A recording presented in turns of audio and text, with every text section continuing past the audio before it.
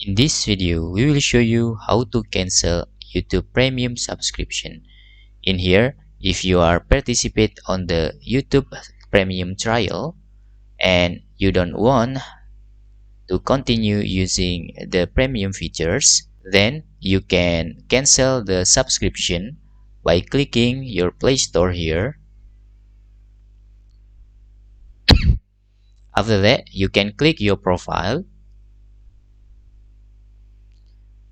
Then you can click the payment and subscription here.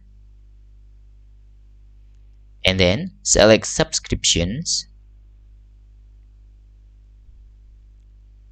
After that, you can select any application. For example, in here the active in the subscription is YouTube Premium.